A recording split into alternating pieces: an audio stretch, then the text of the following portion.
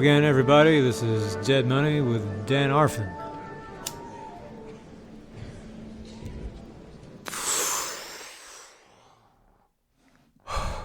Not Afrin like the fucking nasal spray. It's Arfin. You know, Arfin, like the last name you probably never heard before.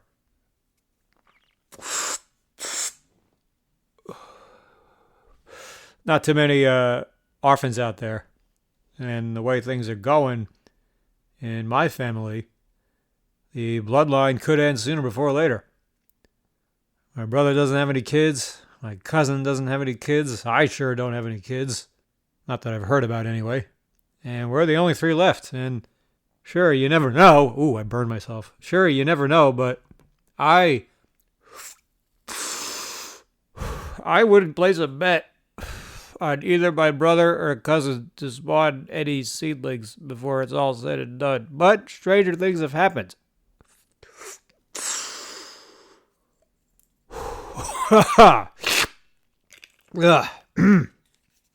Now, in any event, wow. We're going to get to a few quick hand histories later, but first, check this. I witnessed a pretty turned up back and forth tit-for-tat argument the other day, one which I did not participate in at all. I had just table changed, and when I got to the new table, there was one player away from the game, and he had a lot of chips. And I guess I entered mid-conversation before the fireworks ensued, because the guy sitting on my right, who looked some type of Middle Eastern, he was bald, probably in his 50s. We're going to call him Brian. And Brian was talking across the table to this white dude who looked to be in his early 30s, maybe late 20s. And he seems kind of like a tooly, douchey person just from looking at him. So let's call him Elmore. So Brian says to Elmore, "Hey, why'd you say all that, man? Why are you going to teach the fish to get better?" And Brian, by the way, is someone I recognize from years ago, just once playing at Commerce, because he had a very distinct and deep voice. It was kind of like sort of a Wizard of Oz type of voice.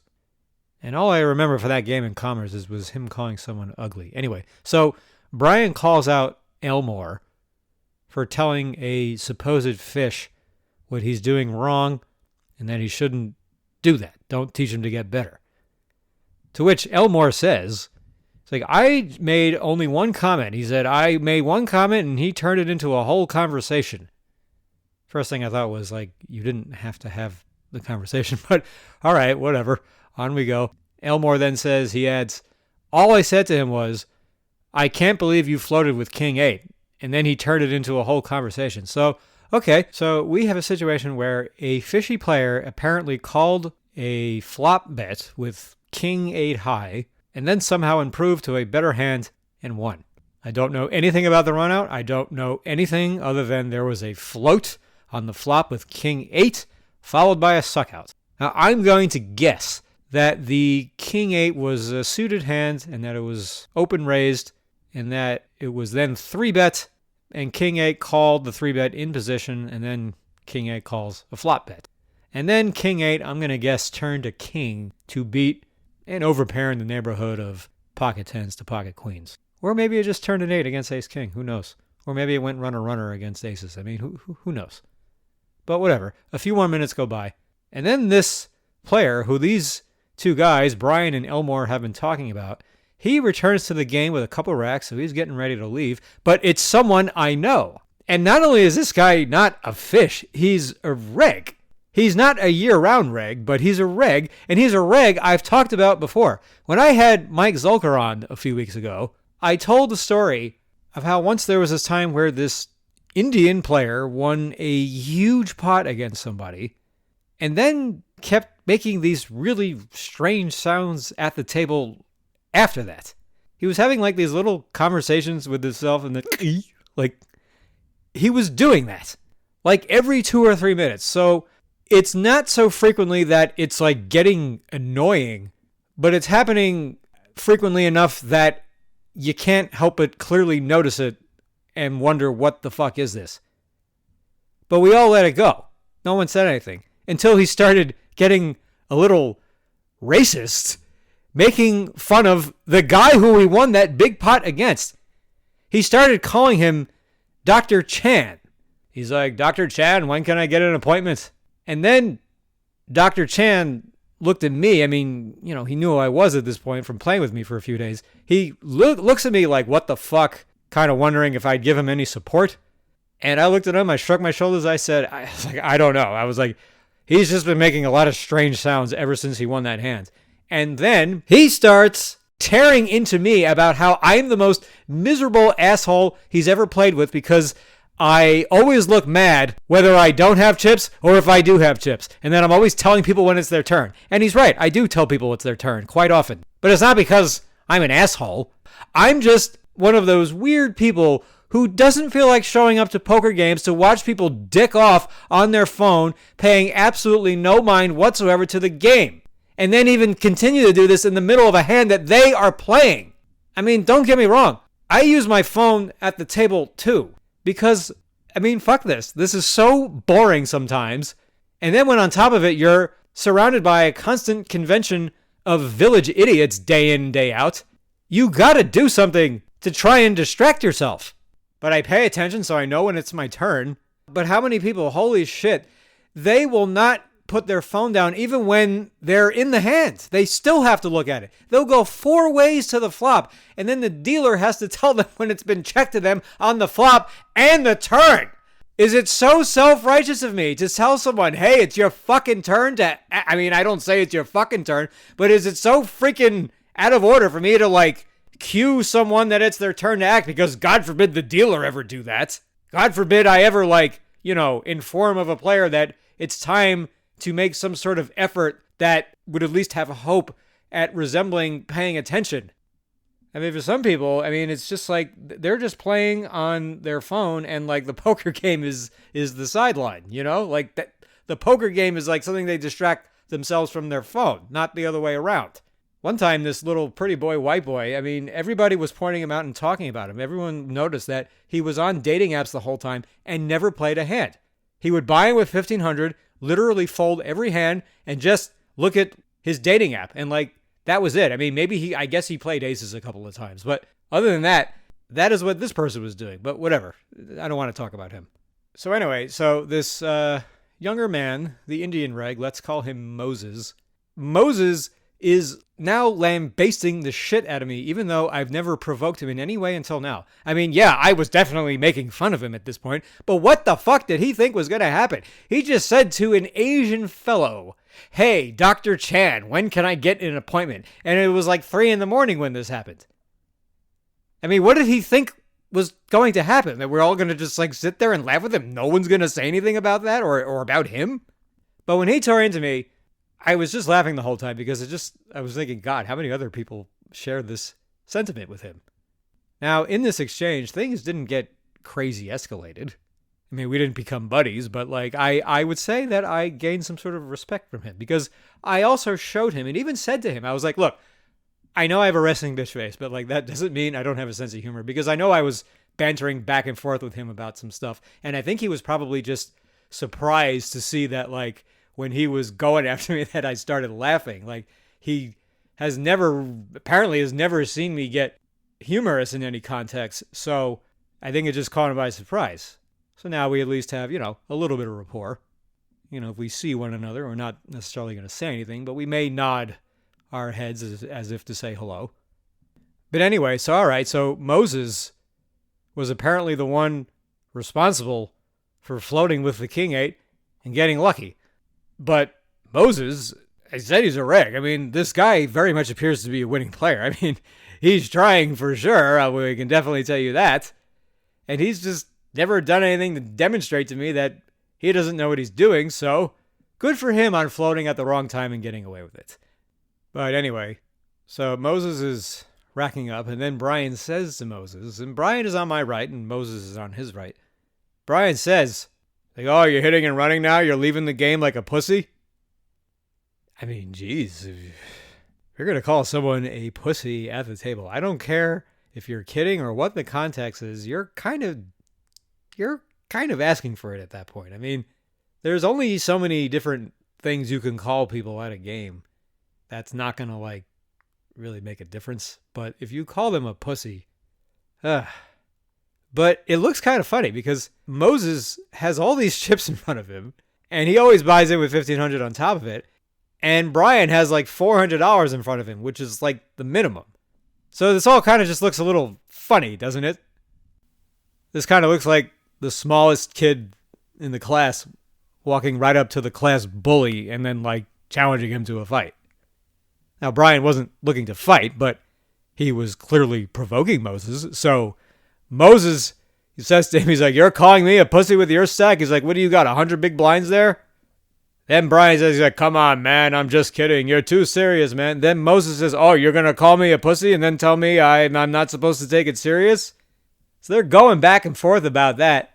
Then Moses says to Brian, who's bald, like I said earlier, he's like, "My brother works in Rogaine. You want me to talk to him to help you out with your hair?" And then I started laughing. I mean, it wasn't even that I thought it was that funny. I just thought it was funny that he said that. That's what made me laugh. So, but it wasn't like a ha ha ha ha cackling laugh. I was just like laughing.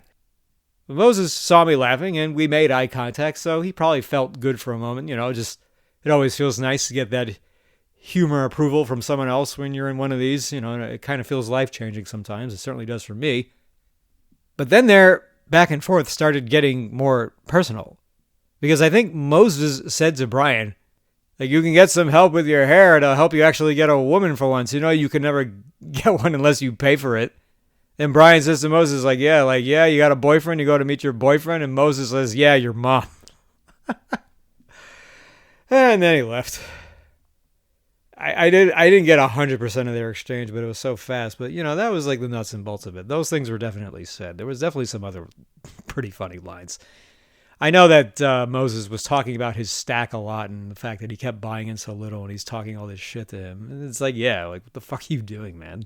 And I didn't say anything to anybody afterward, but I certainly had the side of Moses in this battle. And if I see him again sometime soon, then perhaps I'll talk to him a little bit more about this and see if there is any other context he can give, because I would like to know more. I want to know about the hand he played. But all right, the game goes on. I've been there maybe a half hour. Haven't really done anything yet. I've just been card dead for a lot these last 2 days. But then I get ace-9 suited, and I raise to 25 over a limp. And it gets over to Elmore, who 3-bet to 50. Okay. I've said many times that I'm very nitty against 3-bets because of how tight the ranges tend to be, and that I'll only 4-bet bluff when I feel like I have a really good reason to, and this is the type of situation I'm talking about where I would make an exception and actually 4-bet bluff. Starting with the fact that a lot of players they look stupid when you sit down. They just have this expression on their face that suggests that they're just not super experienced at poker, and they're just not going to be very good. They're going to do things that are fishy, and here we are right now. We got Elmore. This looks just like the guy who's going to bomb 3-bet when he has a huge hand, but he's going to use a more linear size when he has a hand that is more medium. People think, "Oh, I'll make it 100 when I have aces, but now I only have ace-jack suited, so I'm only going to make it 70 this time." Makes sense, doesn't it? No, that does not make any sense. So I'm just going to assume this 50 is bullshit. I mean, I'm not necessarily expecting to get a fold now, but I want to 4-bet and take charge of the hand. So I make it 165, expecting him to call, because even though he probably doesn't have a huge hand, I'm sure he's got something respectable. And when people are deep and in position and they feel like since they've 3-bet, that they have to call a 4-bet, even if they kind of believe it makes absolutely no sense for them to do it. They just feel like they have to try and stack the guy now. So their thought process just usually consists something along the lines of, "I'm not folding," and then they call. And okay, I'm just hoping for a low nothing board that I can barrel off on as far as I need to. Or best case scenario, I actually make a really good hand. But instead, he actually saved me the trouble. We didn't have to go that far. He show folds me ace-queen offsuit. Okay. But then he asks, Like, did I make a good fold? I said, no, thank you. And of course he didn't believe me. And I'm also saying in a way that I don't want him to believe me because I'm telling him the truth. This has come up between me and players before where there are times where, yeah, do this, by the way. Do this. It's really funny, okay? Next time you bluff somebody, say to the player, this is a bluff, and tap your cards, and then say, but I'm not going to prove it. And then, just mug it. And they're not going to believe you. And then you say to them, yeah. You say, like, yeah, that's why I'm telling you the truth. So that's the way I said it to this guy, like, no, thank you. And, he doesn't believe me, but at the same time, if you're not going to believe whatever answer I give you, then why are you asking this fucking question to begin with? All he wanted to believe was what he wanted to hear. He wanted and expected me to say, oh, yeah, I had you good fold. Oh, I had you crushed. Ah, ha, ha, ha, ha. Like just some gay moment. And he's like, I think I'm flipping at best. And I don't like to put all my money in when I'm flipping. So now we're getting lessons from this expert here. I 4-bet to 165. And we had, I don't know, about another $1,700 left. So yeah, I guess the 10% of his stack, the 165 he put in, that was just going to get rounded up to all the money right now. Okay. And then he adds on, I don't think you would do that with ace jack or ace 10. And I guess he was right because I had ace 9. But, I'm just laughing on the inside. I didn't say anything else. But I was wondering what made him draw that conclusion. Was it because I've only been here for about, 27 minutes and I haven't put my whole stack in yet, so therefore I have to be a rock? Now, look, it's true that I am also very presumptuous about how people play, but I'm basing that usually a lot more on just their way of being at the table and just like the personality vibes that they're giving. I'm not necessarily going off what actions they took in the first 30 minutes, because that's, like 15 to 20 hands? I mean, sometimes you might get a big clue early on, but if they've been inactive, that alone doesn't really tell you anything. I mean, that's like going to a nightclub, getting shot down by the first 3 girls you talk to, and then assuming that none of the other 1,400 that are there will fuck you. The pace of live poker is extremely slow, but because people are so impatient and just want to have quick answers and just jump to conclusions out of ignorance, they assume that whatever you've done the first 30 minutes must be what you're planning to do the rest of the night, with no exceptions. And that reminds me of a game at Resorts World a few years ago. A 2-5 table had just opened, and 20 minutes later, I'm not kidding, 20 fucking minutes later, this guy with huge glasses, he wins a pot pre-flop, and then he shows pocket jacks, adding that, he's like, yeah, I finally got a hand. I said, oh my God. I said, it took you a whole 20 minutes to get a good hand? I was like, that's astounding. Said, I never go more than 5 minutes between huge hands. I'd go crazy if I had to wait 20. How do you do it? So, all right. So, Elmore was feeling good about himself. He was winning most of the pots he played. He's just running good, so he assumes he's playing brilliantly. Then I see him raise with 4 deuce offsuit on the button. After it folded to him, he calls a 3-bet to 85, flops a straight with it, and stacks the 3-better, getting it in on the flop. Gee, tough game. I mean, normally I wouldn't be just complaining about some stupid fishy thing I saw, but this is just coming from the same guy who said to Moses right before I sat down, I can't believe you floated with King 8. I mean, hello. So now we fast forward one day, because I played Wednesday and Thursday of this week. Figure I'll be back Friday. I mean, I'm kind of bored out of my mind already, and I want to just go back to doing nothing, but I don't know. Poker activates my brain in a certain way that whether I like it or not, I just seem to need it. So I guess no wonder I'm still in it all these years, but whatever. I show up early afternoon, and I see the blue whale again. Now, he's not in a game yet. He's off to the side on an empty table, and he's with these 2 young women, and they looked good. And remember, Blue, he's at least 90. 4 years ago, he said he was 97, but now he's 90. And he's just chatting it up with them. I mean, I'm, probably 30, 40 feet away. But I said to a friend in there, I'm like, Jesus, I'm like, I would give anything to know what they were talking about. And that's if they're even talking English, because those girls didn't really look American to me, but whatever. I didn't really get the sense that those girls were working girls, but do you ever know? So a little while later, I get in, and my table sucks, so I transfer to get into the Blue Whales game. And then he and I play a single raise pot where I raise to 20, he calls, then he checks in the dark, and then he check raises the flop after I bet 30. I had only an underpair on the flop of something like ace, king, 8, so I fold. Then he starts barking at the dealer for taking too much rake, which she most certainly did not. And this is the same dealer I saw him attack weeks earlier for not calling time on another player. I mean, I don't know what Blue's deal is with this dealer, but it seems intentional. Because this is the only 2 times I've seen him come after a dealer for anything, and both times it was over something that the dealer either did correctly or didn't do anything wrong at all, and it was the same dealer.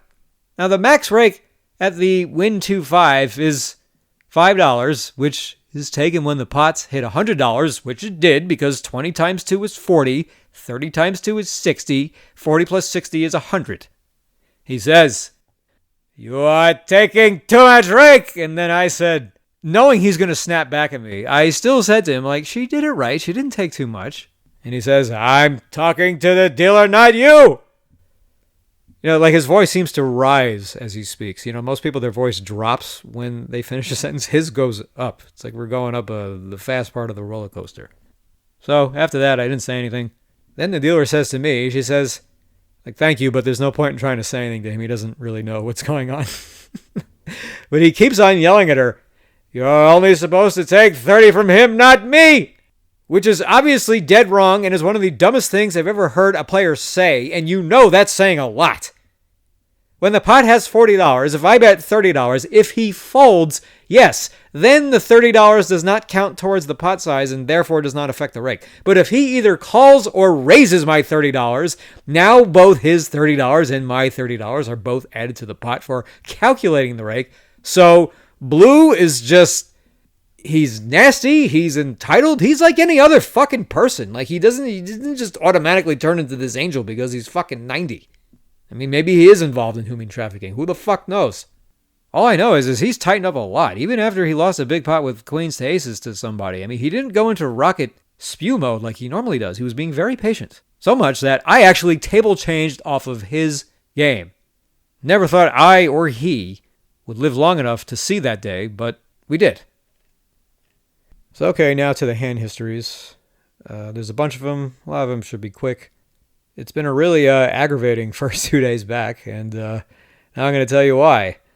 The first interesting hand, it folds over to me. I got ace-king on the button. I raise to 20. Small blind calls, big blind calls. Flop is ace-5-8 rainbow. The big blind check calls 40. The turn is the 9 of spades, 2 spades, 6-7 is the nuts. He check calls 90. And now the river is another ace. The flush draw misses.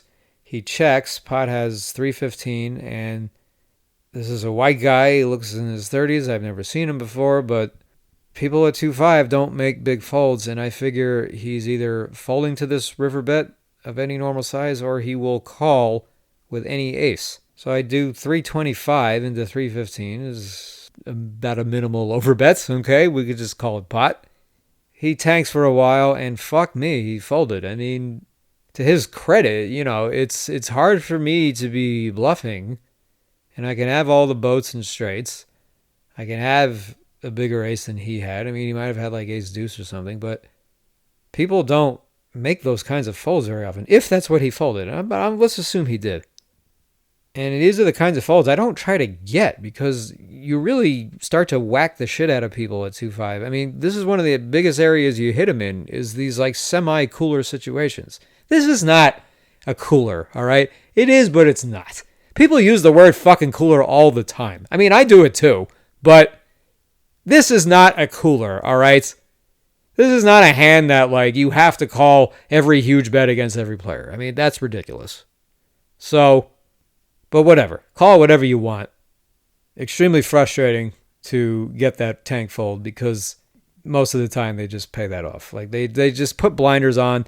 They can't let their hand go. It feels like too big of a hand to fold.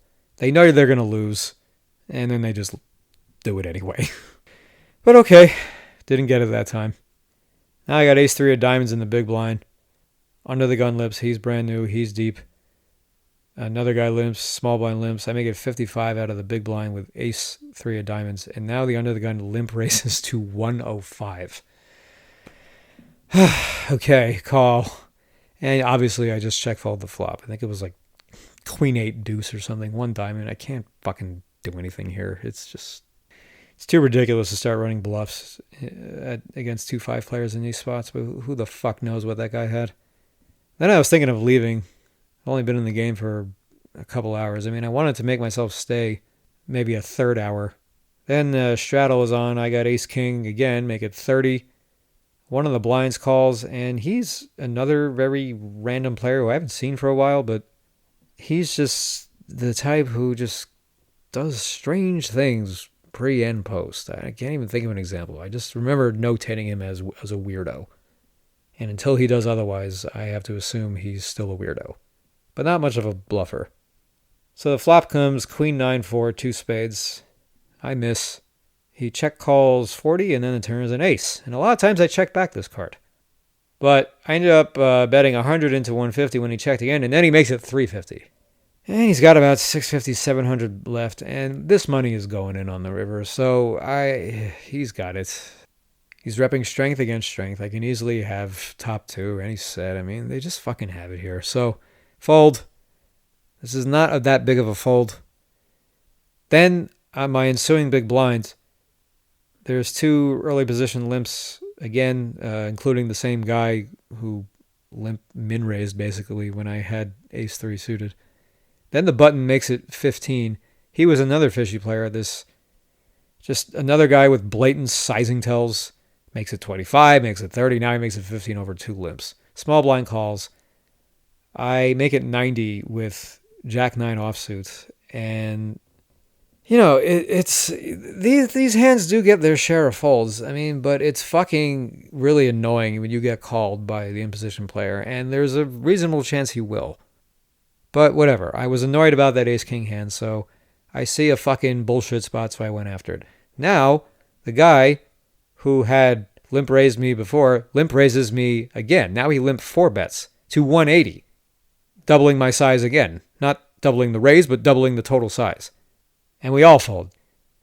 So now I get ace-9 suited on the button, and the hijack raises to 15, and I 3-bet to 50, and then the big blind calls, and the raiser folds. And the big blind was the guy who I just got check raised by when I had ace-king. And the flop comes 10 deuce 4, 2 clubs.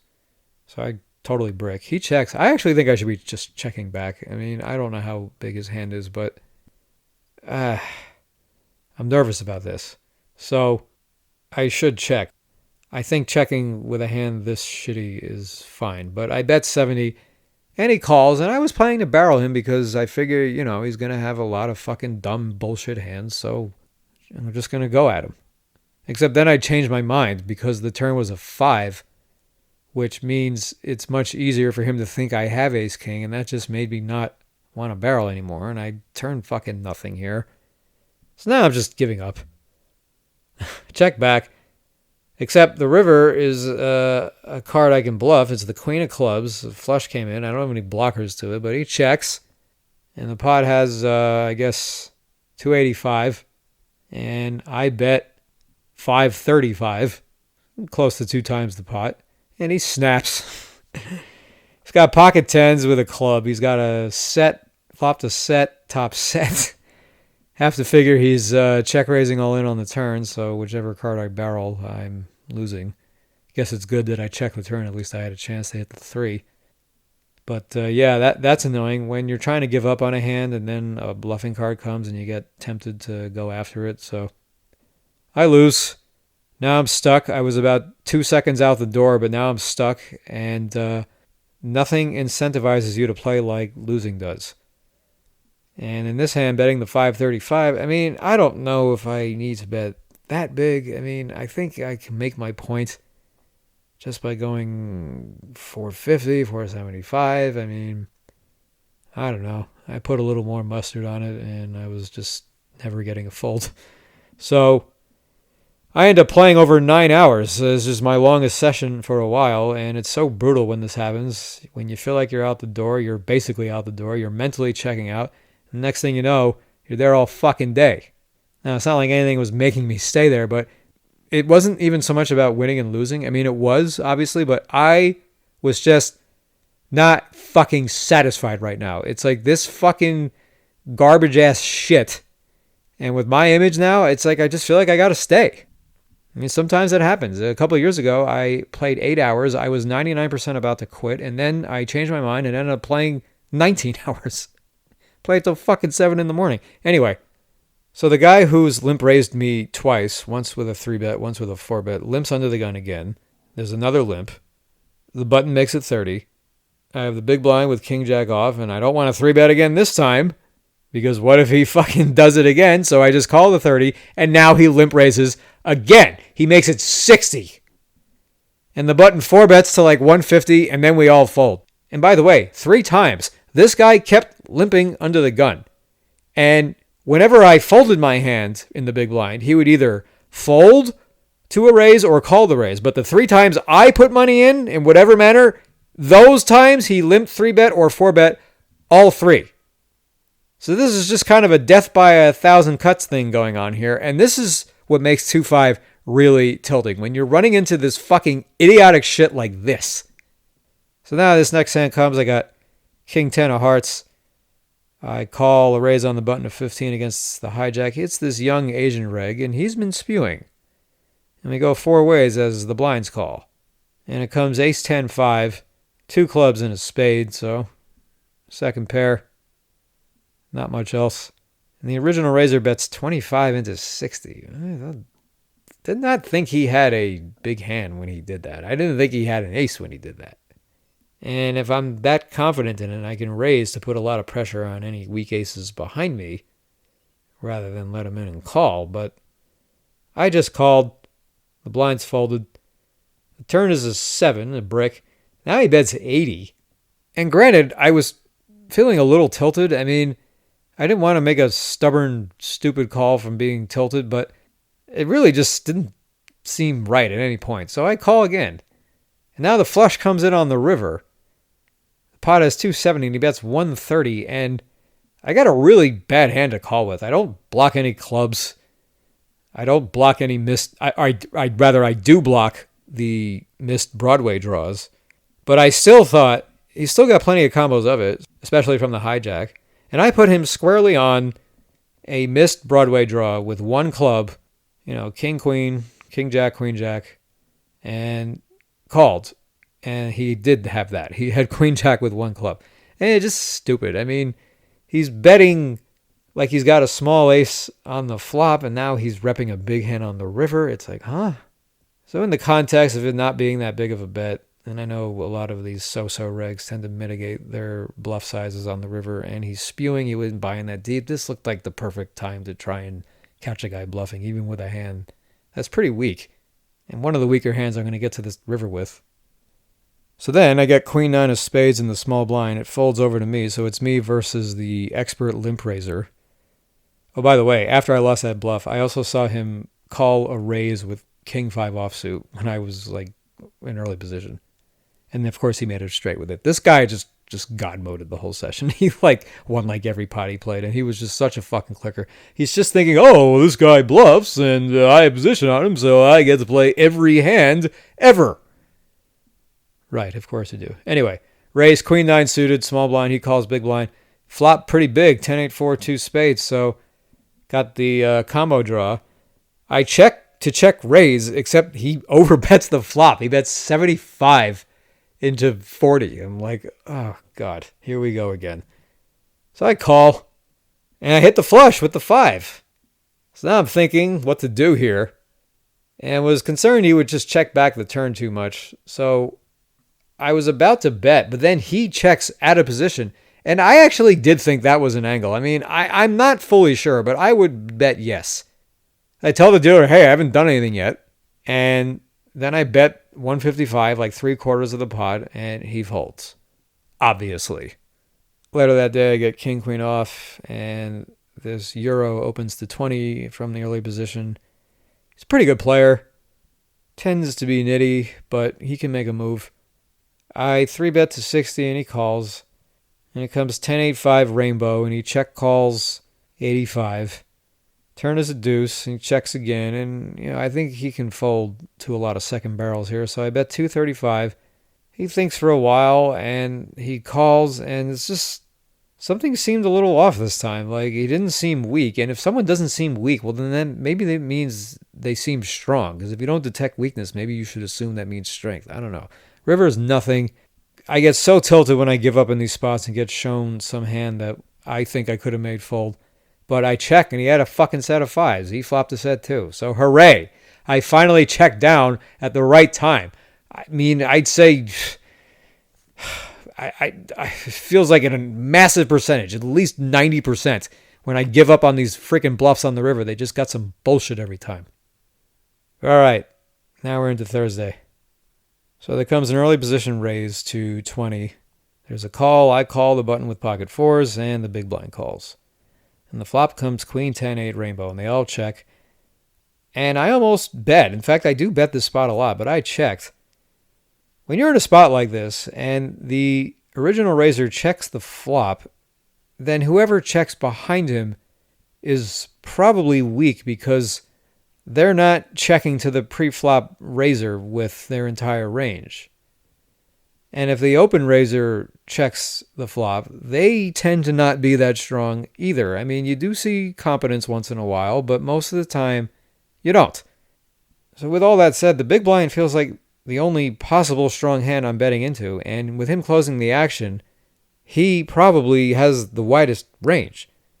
So this is a board where I could get away with three-barreling because I could have Jack 9, could have Queen 10, 10-8, pocket 8s, pocket 10s even. I mean, people are going to give me credit for these hands if they just check call and the board doesn't do anything. So I don't think tripling in these spots is necessarily bad. I just didn't do it this time. And then the turn is a 4. Wish I had bet the flop, as long as I don't get raised. Then the big blind bets 40 into 80. The original raiser calls. The other player calls. So it's 40 to me, and I raise to 185. The big blind folds. The original raiser calls, and the other player folds. So we got like 530 in the pot. And the river, I fill up with an 8. And he checks to me, so the flush draw missed. Oh, yes, I forgot to mention. The turn was brought in a possible flush draw. And he checks, and, I knew he was marginal when he called the turn, but I'm repping so thin, and it just seems really easy to put me on a missed draw here. But I don't want to bet too huge, because I know he's got to be marginal, unless he's, like, checking kings or something. I mean, I didn't think he had a big hand. So I bet 480, which is still pretty big. It's about 90% of the pot. And he says, like, what do you have? Like pocket fours? I mean, he says, that's the only hand you're repping. And it's like, yeah, that is the only hand I'm repping. So I think I'm going to get called. And then he fucking folds. I mean, I guess he just decided with that size, I'm not bluffing. I mean, it's not that it wasn't a good fold. I mean, it's just that, Jesus, I mean, you tend to get calls in these spots. And it's just so tilting when you go on these streaks where you have it and they just keep folding.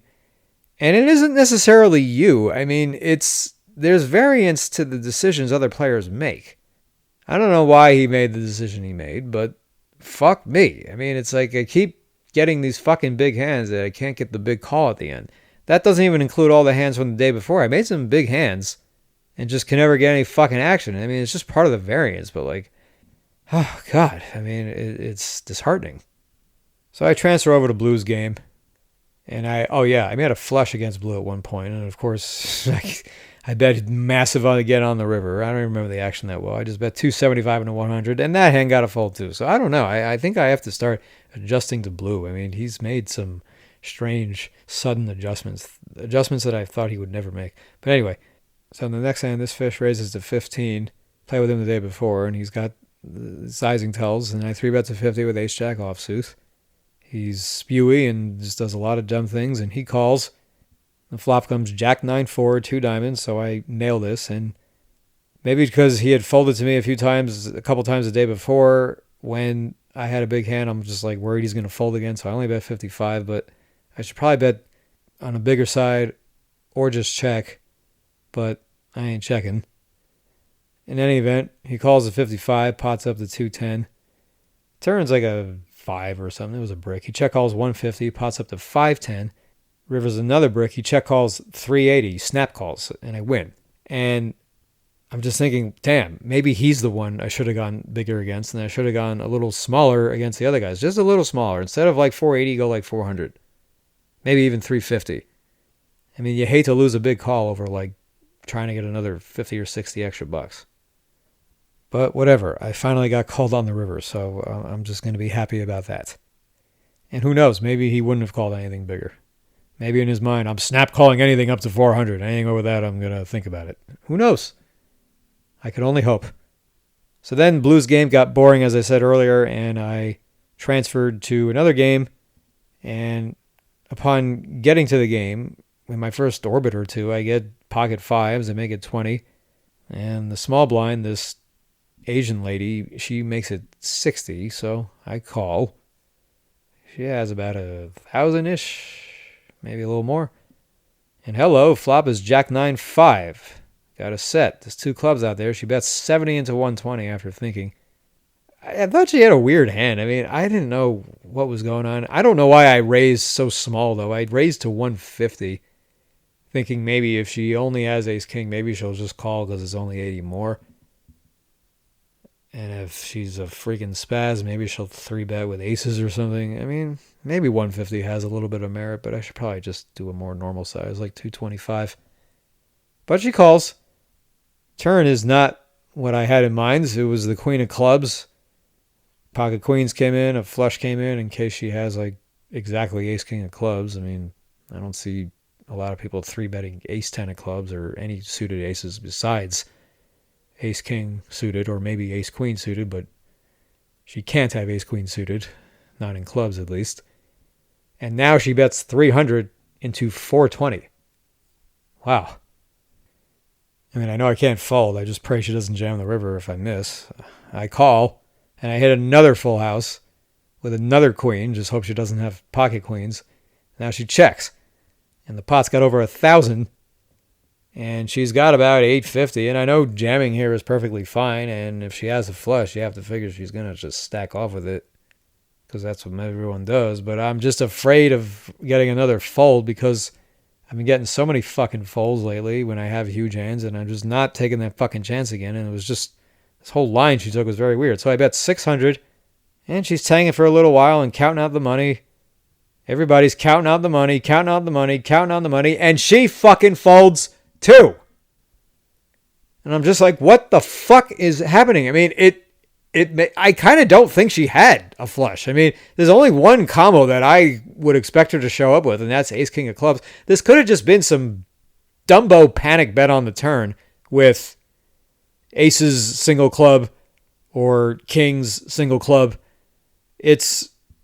I can see a not great player getting themselves in that spot and just not want to check and have to face a huge bet. And, they're just going to bet themselves knowing they got all these outs. And they're just setting themselves up for a really brutal spot to be put in.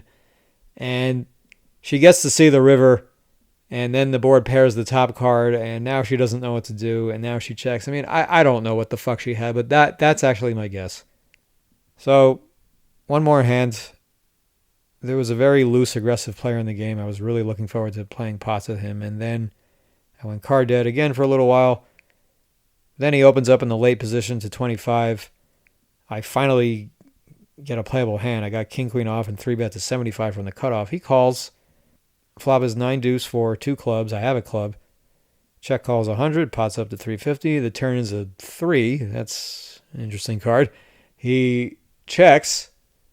I bet 300 and we're very deep. And I was thinking, even if he calls again, I don't have to fucking ship the river. I can just pot and go like 900 or 1,000 and make him fold a lot of one pair hands that miss. But instead, he fucking jams. So All right, at least I didn't get fucking trapped this time. I mean, all fucking summer since the World Series.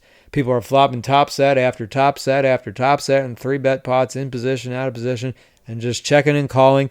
And I either have value hands that I think I can get a lot of extra money with, and then I'm getting nit rolled, or I have really good hands to bluff with that miss, but get really good rivers to bluff at. I mean, they're just fucking pounding me in the fucking ass lately, and I am not impressed with anybody. You know, they're just taking the perfect lines at the perfect times. And I'm not saying it's not sensible what they did, and I'm not saying that they don't deserve to win a big pot. I'm just saying fuck them. After playing sessions with these people, I don't give a fuck how many fucking sets they flop and how many big pots they win. I don't, that gain no respect from me whatsoever. You made a huge hand. Good for you.